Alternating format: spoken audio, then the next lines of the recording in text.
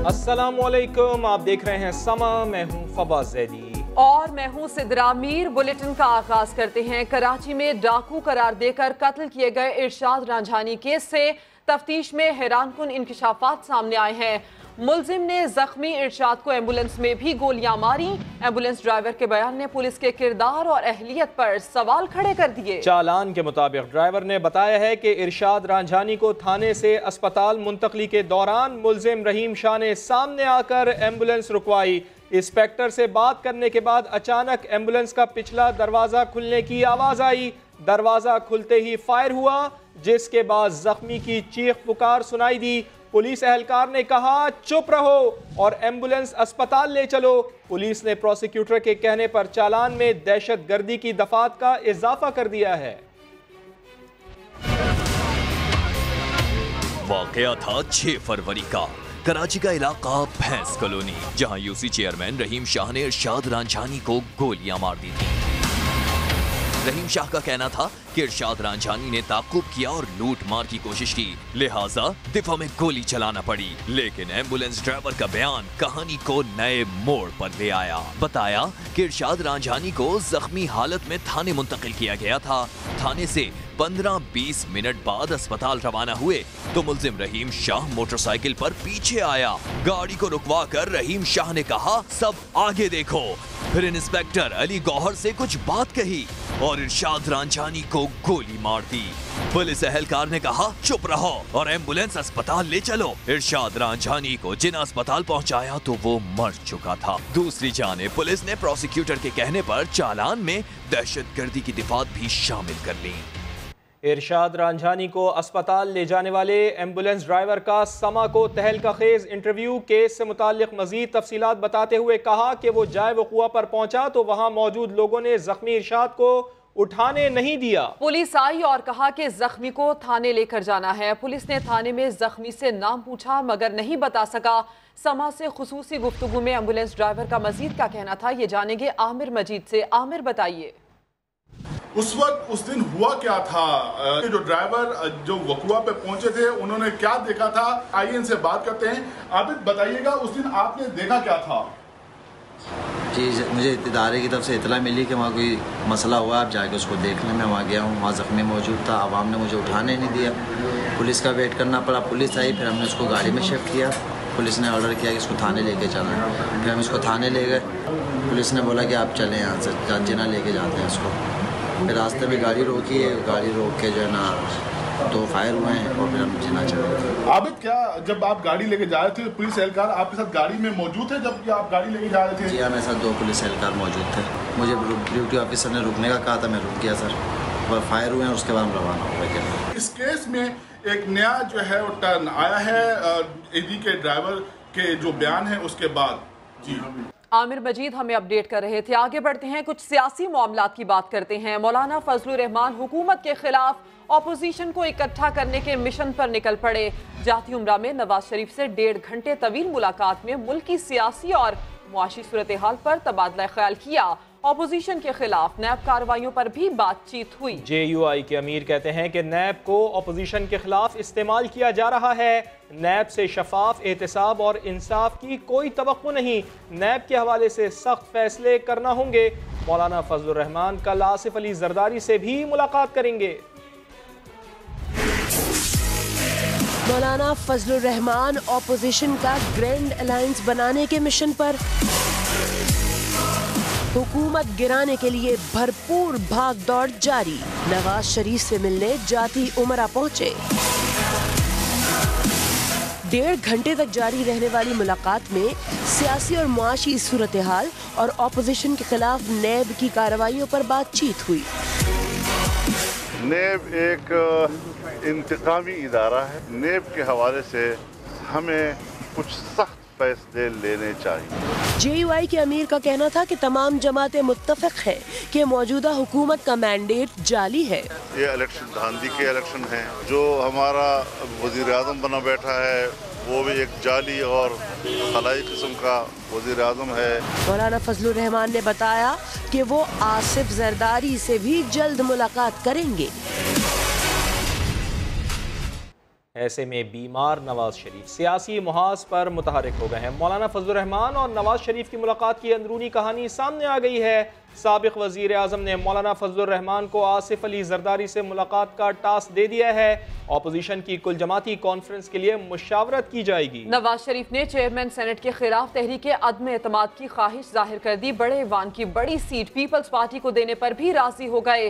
क्या नवाज शरीफ और आसिफ जरदारी की मुलाकात मुमकिन है? परवेज रशीद कहते हैं सियासतदानों के दरवाजे कभी बंद नहीं होते। आसिफ अली जरदारी जो $5 अरब मुल्क से बाहर ले गए हैं वो वापस कर दें तो महंगाई नहीं होगी। वजीर इत्तलात फवाद चौधरी कहते हैं कि नवाज शरीफ और आसिफ अली जरदारी मेहरबानी करके लूटा हुआ पैसा वापस कर दें। इस्लामाबाद में प्रेस कॉन्फ्रेंस करते हुए कहा कि हमजा शहबाज गिरफ्तारी के मामले में नैब ने हुकूमत से मदद नहीं मांगी। नैब कहता तो ज़रूर मदद करते।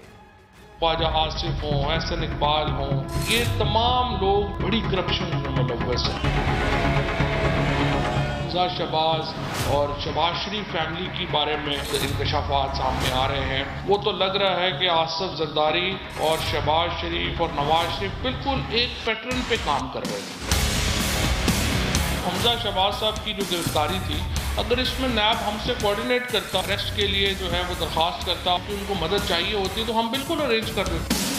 हमारे यहाँ जो है को बादशाहत होती और हमने भी 200 बंदा उल्टा लटकाया होता, ये पैसे मुझे आ जाते हैं। $5 बिलियन जो जरदारी साहब पाकिस्तान से बाहर ले गए हैं, अगर वो दे दे हमें वापस तो इंशाल्लाह कोई महंगाई नहीं बढ़ेगी। जरदारी साहब और नवाज शरीफ साहब मेहरबानी करें, हम उनसे उनके पैसे भी नहीं मांग रहे, हम उनसे कह रहे सिर्फ आप वो लूटे हुए पैसे वापस कर दें जो आप पाकिस्तान के लोगों के ले गए। वही तकरीबन $8-10 अरब बन जाएंगे तो हमारा गुजारा होगा। नवाज शरीफ का शरीफ मेडिकल सिटी में चौथी बार मुआयना किया गया। डॉक्टर के मुताबिक गर्दन में शरियाने बंद होने से दिमाग तक खून नहीं पहुंच रहा। फॉलिज का खतरा है, दिल की धड़कनें भी गैर मतवाजिन है, सर्जरी या पेस मेकर लगाना होगा। मौलाना फजलुर रहमान कहते हैं मुलाकात में नवाज शरीफ का मूड अच्छा था, वो मुतमईन होकर उठे हैं। उनके देखे से जो आ जाती है मुंह पर रौनक, वो समझते हैं कि बीमार का हाल अच्छा है। मौलाना फजलुर रहमान की साबिक वजीर आजम से मुलाकात, बताया कि नवाज शरीफ का मूड खुशगवार था। बड़ा अच्छा मूड था और बड़े इत्मीनान से मैं वहाँ से उठा हूँ। मौलाना फजलुर रहमान को तो इत्मीनान हो गया, मगर नवाज शरीफ के डॉक्टर मुतमईन नहीं। शरीफ मेडिकल सिटी में एक बार फिर मुआयना हुआ। डॉक्टरों ने रिपोर्ट्स देखी और तशवीश का इजहार किया। जो नेक की जो आर्टरीज होती हैं उनमें जो सप्लाई करती हैं, ब्लड सप्लाई करती हैं brain, and which is itself a very high risk for stroke. ज़ाती मुआलिज के मुताबिक दिल की बीमारी भी बदस्तूर बरकरार है। जो उनका बेसिक कार्डियक रिदम है, this is not normal. Nawaz Sharif को जेल से रिहा हुए 2 हफ्ते हो चुके हैं, लेकिन उनका बाज़ाब्ता इलाज अब तक शुरू नहीं हो सका। रमजान शुगर मिल्स केस में शहबाज शरीफ और हमजा शहबाज पर फर्दे जुर्म आयद कर दी गई। साबिक वजीर आला कहते हैं सूबे के लिए अरबों रुपए बचाए, एक नाले के लिए करप्शन क्यों करेंगे। शाहिद हुसैन की रिपोर्ट। सरकारी खजाने से शुगर मिल के लिए नाला तामीर करने का इल्जाम। लाहौर की एहतसाब अदालत में शहबाज शरीफ और इनके साहबजादे पर फर्दे जुर्म आयद कर दी गई। रमजान शुगर मिल्स रेफरेंस में शहबाज शरीफ और हमजा शहबाज पेश हुए। अदालत ने फर्दे जुर्म पढ़कर सुनाई। मुल्जिमान ने सेहत जुर्म से इनकार कर दिया। शहबाज शरीफ बोले सूबे के अरबों रुपए बचाए, क्या एक गंदे नाले के लिए झक मारूंगा। फाजिल जज ने रिमार्क्स दिए कि ये तो अभी सिर्फ इल्जाम है। शरीफ खानदान के मुबैना फ्रंटमैन मोहम्मद मुश्ताक को भी अदालत में पेश किया गया। नैब के वकील ने बताया कि मुल्जिम के अकाउंट से रकम सलमान शहबाज को ट्रांसफर हुई, जबकि मुल्जिम ने शरीफ खानदान की मुलाजमत से इनकार किया। आप कभी शरीफ फैमिली के एम्प्लॉई रहे हैं? अदालत ने मुल्जिम मोहम्मद मुश्ताक का 14 दिन का जिस्मानी रिमांड मंजूर किया है। उधर नैब ने शहबाज शरीफ को आमदन से जायद असासों की तफ्तीश के लिए आज ही तलब कर रखा था, लेकिन उन्होंने पेश होने के लिए मोहलत मांग ली है। हमजा, सलमान और शहबाज शरीफ इस बार मुकदमात से बचते नजर नहीं आ रहे। फजलुर रहमान फाटा इंतखाबात की तैयारी कर रहे हैं। रमजान के बाद हुकूमत मुखालिफ सियासी इत्तेहाद तहरीक चला सकता है। समा से गुफ्तगू में शेख रशीद ने और क्या पेशगोइयां की, आपको दिखाते हैं। शहबाज शरीफ हुदैबिया केस में बच निकले, मगर इस बार ट्रांजैक्शंस पाकिस्तान में पकड़ी गई हैं। इस बार बचते नजर नहीं आ रहे। समात गुफ्तगू में शेख रशीद की पेशगोई। हुदैबिया पेपर में तो वो बच गए थे, लेकिन मुझे हमजा और शहबाज और सुलेमान इस केस से बचते नजर नहीं आ रहे। एक सवाल पर शेख रशीद ने कहा, प्ले बारगेन कुछ नहीं है, जिसने जितना जुर्म किया है उतनी सजा भुगते। मैं प्री बारगेन का हामी नहीं हूँ, न था न हूँ न होगा। शेख रशीद ने कहा, हुकूमत मुखालिफ इत्तेहाद ईद के बाद तहरीक चला सकता है। एक सवाल पर शेख रशीद ने कहा कि फजलुर रहमान को पार्टा इंतखाबात की फिक्र लगी है। उन्होंने यकीन जाहिर किया कि इमरान खान बहरानात से निकल जाएंगे, 5 साल की मुद्दत पूरी करेंगे। पाकिस्तानी मईशत कभी ICU में नहीं थी। सागदार ने असद उमर के दावे को झुटला दिया। कहा कि हुक्मरानों ने तबाही फैला दी है, अब कहते हैं कि बेहतरी के लिए इक़दाम कर रहे हैं। इल्ज़ाम लगाया है कि हुकूमती इक़दाम से सरमायाकारी में एतमाद भी उनका मुतासर हुआ है। तब्दीली सरकार का मईशत के हवाले से कोई विजन नहीं। इसहाक डार ने इल्जामात लगा दिए, कहा कि वज़रा और मुशीरों के बयानात मुश्किलात पैदा कर रहे हैं। पाकिस्तान मईशत बिल्कुल किसी ICU मोड में नहीं थी, ये खुद ICU मोड में आए थे। मशीर तजारत आते हैं, वो कहते हैं जी कि पाकिस्तान मईशत जो है वो कंगाल हो चुकी है। असद उमर साहब कहते हैं जी या हम डिफॉल्ट में जाएंगे या IMF में जाएंगे। साबिक वज़ीर खजाना ने दावा किया कि हुकूमती इक़दाम से सरमायाकारी में कमी आई। गारंटी नहीं है और वो 30% 35% एक साल में डिवैल्यू हो जाएगी, तो ऑब्वियसली वो इन्वेस्टर पीछे अपना बिड होल्ड करेगा। अब आपने तो अपने पाकिस्तान के इन्वेस्टर भी इन्वेस्ट नहीं कर रहे, कॉन्फिडेंस बेचना इतना कम हो चुका है। इसहाक डार ने सवाल उठाया कि रुपए की कदर में कमी से क्या फायदा उठाया गया। ये हुकूमत ये जवाब दे दे, सबको एक तरफ छोड़ दें। इन्होंने डिवैल्यूएशन कर लिया, एक्सपोर्ट बढ़ी है, इन्होंने डिवैल्यूएशन कर लिया, क्या करंट अकाउंट डेफिसिट खत्म हो गया है? Devaluation is not the solution. साबिक वज़ीर खजाना ने इल्जाम लगाया कि तहरीक इंसाफ की पॉलिसियों से बेरोजगारी में इजाफा हो रहा है। दूसरी जानिब वज़ीर मुमलिकत रेवेन्यू हम्माद अजहर का बड़ा दावा। कहते हैं मार्च में तिजारती खसारे में 37% कमी आई है। समा के प्रोग्राम सवाल में FBR रिपोर्ट का हवाला देकर बताया कि फरवरी में करंट अकाउंट खसारे में 72% कमी आई थी। ये मईशत में बेहतरी के इशारे हैं। मार्च का आज ही मैं आ रहा हूँ फ्रेश आपके शो के लिए। ब्रेकिंग न्यूज़ है ये, क्योंकि ये डेटा अभी तक रिलीज़ नहीं हुआ, लेकिन क्योंकि मेरे पास FBR का डेटा पहले आ जाता है, तो जो आपका तजारती खसारा है पाकिस्तान का मार्च के महीने में, उसमें 37% से ज़्यादा की कमी आई है, और फरवरी के महीने में आपके जो करंट अकाउंट डेफिसिट है उसमें 72% से ज़्यादा की कमी आई थी, जिसका मतलब है कि हम इस्तेकाम से गुजरे। जाली बैंक अकाउंट्स केस में नैब का दूसरा रेफरेंस भी समाअत के लिए मंजूर। नैब ने तीसरा रेफरेंस भी दायर कर दिया। ओमनी ग्रुप के CEO अब्दुल गनी मजीद और उनकी अहलिया समेत 13 मुल्जिमान नामजद। रेफरेंस जांच पड़ताल के बाद एहतसाब अदालत नंबर 2 को मुंतकिल कर दिया गया। इस्लामाबाद से सुहेल रशीद की रिपोर्ट देखिए। जाली बैंक अकाउंट्स केस, असल किरदारों को बेनकाब करने के लिए कानूनी महाज गर्म। नैब ने दूसरा रेफरेंस समाअत के लिए मंजूर होते ही तीसरा रेफरेंस दायर कर दिया। इस्लामाबाद की एहतसाब अदालत ने पिंक रेजिडेंसी रेफरेंस स्क्रूटनी के बाद समाअत के लिए मंजूर कर लिया। बिजनेस टाइकोन मलिक रियाज के बेटे अली मलिक और दामाद जैन मलिक, आफ्ताब मेमन और अब्दुल गनी मजीद समेत 19 मुल्जिमान नामजद। मुल्जिमान पर जमीन की खिलाफ कानून अलॉटमेंट से खजाने को अरबों रुपए का नुकसान पहुँचाने का इल्जाम है।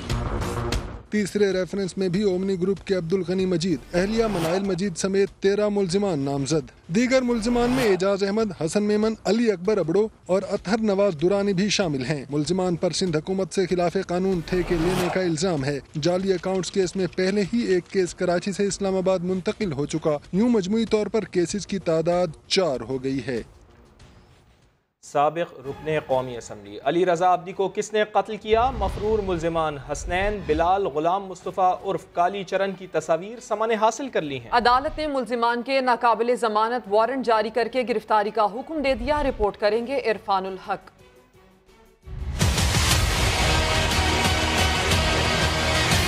साबिक MNA अली रजा आब्दी कत्ल केस में अहम पेशरफ। कराची की इंसदाद दहशतगर्दी अदालत ने मफरूर मुल्जिमान हसनैन, बिलाल और गुलाम मुस्तफ़ा के नाकाबिले जमानत वारंट जारी कर दिए।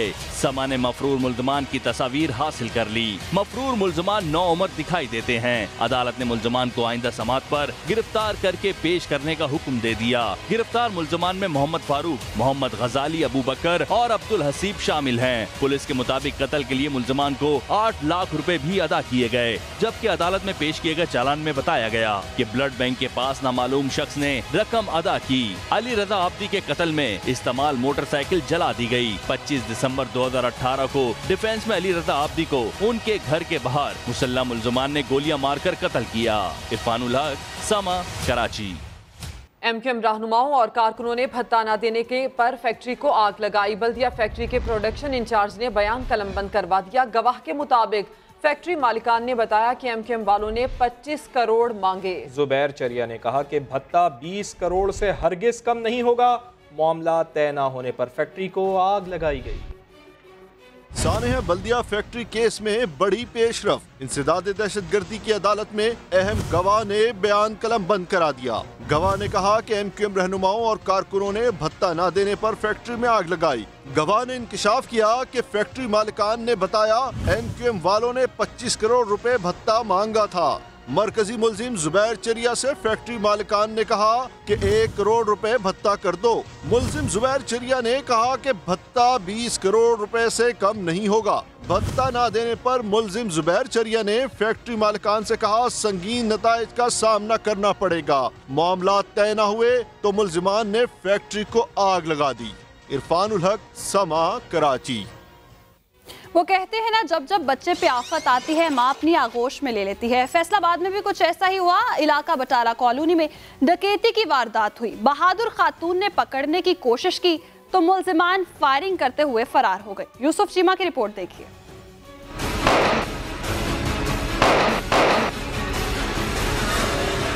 बहादुर माँ डाकुओं के सामने डट गई।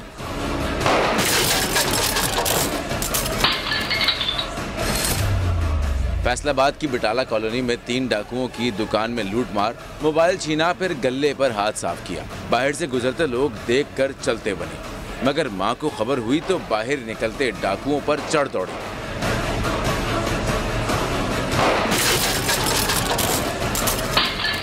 पकड़ने की कोशिश की तो डाकुओं ने फायर किया और भाग निकले।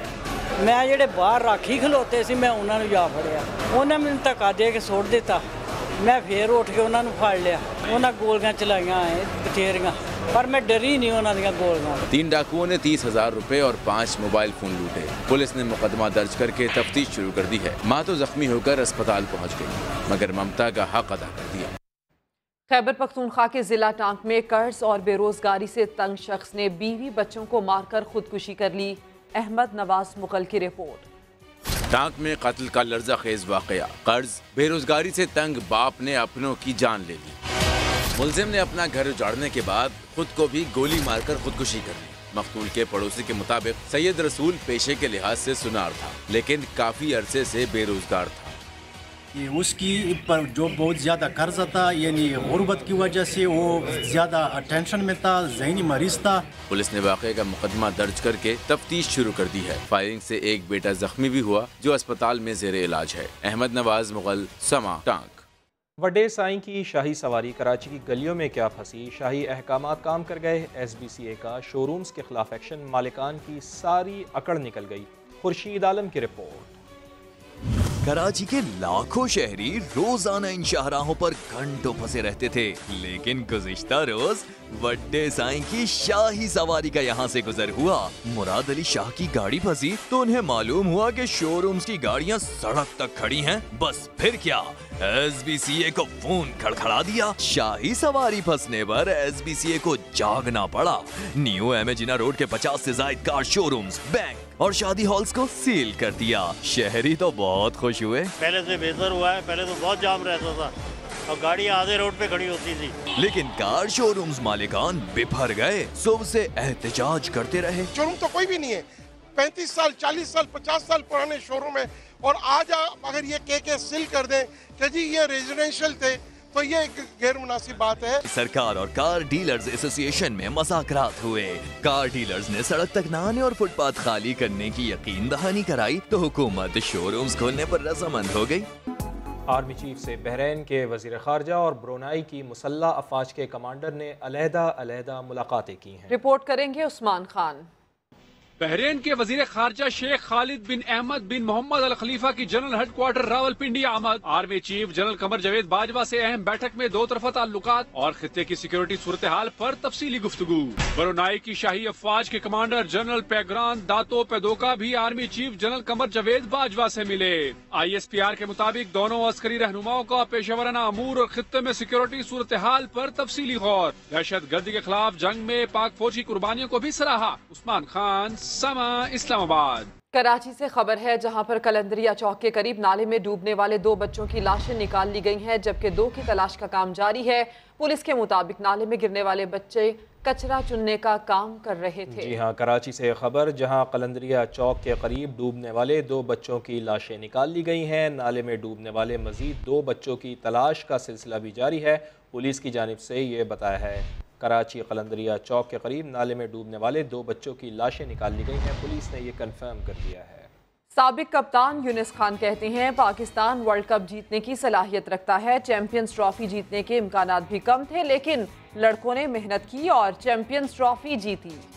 तो स्क्वाड जाएगा, अभी तो अनाउंस तो मेरे ख्याल से नहीं हुआ, तो उस पर उसके बाद ही हो सकती है। लेकिन देखिए, हमेशा पाकिस्तान टीम के बहुत ब्राइट चांसेस होते हैं। हमने अगर देखा जो लास्ट चैंपियन ट्रॉफी पाकिस्तान जीता है, उसमें भी बातें शुरू हुई कि कोई चांस नहीं है, लेकिन हमने विन किया। तो मेरे ख्याल से पाकिस्तान केपेबल है कि पाकिस्तान टीम केपेबल है कि वो सेमीफाइनल तक रसाई हासिल करे। और आपको पता है कि सेमीफाइनल और फाइनल में अगर थोड़ा सा लक पाकिस्तान के साथ फेवर करें तो हम ये इवेंट जीत भी सकते हैं। दीगर खबरों में आपको ये बताएं, पेट्रोल पंप्स के लिए सरकारी अराजी लीज पर देने का मामला। दौरान समात वकला पर जजिस बरहम रिमार्क्स दिए, ये लाहौर हाई कोर्ट नहीं जहां शोर मचाकर फैसला ले लिया जाए। जुल्करनैन इकबाल की रिपोर्ट।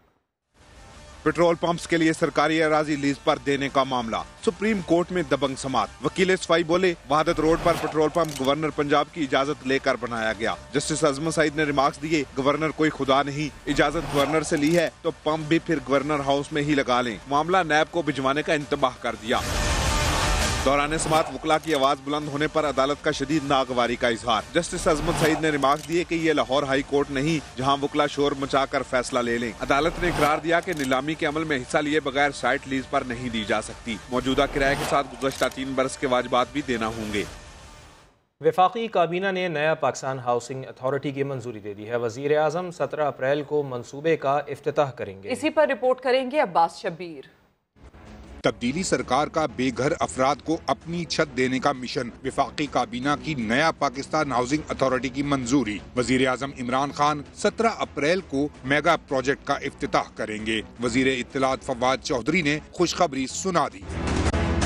इब्तिदाई मरहले में कितने घर बनाने का हदफ है, वफाकी वजीर इत्तलात ने मीडिया ब्रीफिंग में ये भी बता दिया।